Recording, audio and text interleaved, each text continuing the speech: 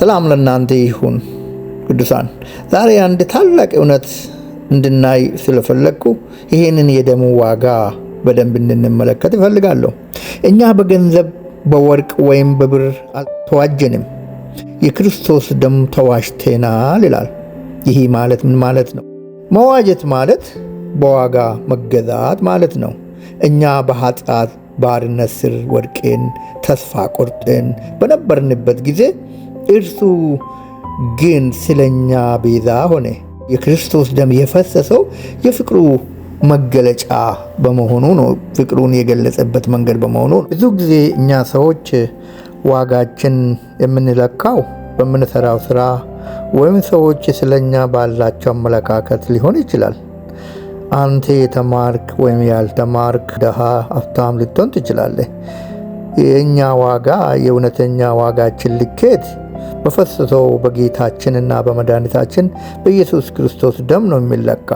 አንቺ ወይም አንተ ውድ ነህ፣ ምክንያቱም የተገዛንበት በታላቅ በክርስቶስ ደም መሆኑን ልናውቅ ይገባል። የእኛ ዋጋ የክርስቶስ የደሙ ዋጋ እንደሆነ ልብ እንድንል በጣም ይፈልጋለሁ። ስለዚህ ወንድሜ ወይም እህቴ ስራዬን፣ ማንነቴን፣ ያለኝ ነገር፣ መልኬን፣ ቁመናዬን ወይም የምትናገረውን ቋንቋ፣ ዘሬን ሳትመለከት ለዚህ ደም ዋጋ በክርስቶስ ደም ዋጋ እንደተገዛ አውቄ ምላሽ እንድትሰጥ አደራ ይላለሁ።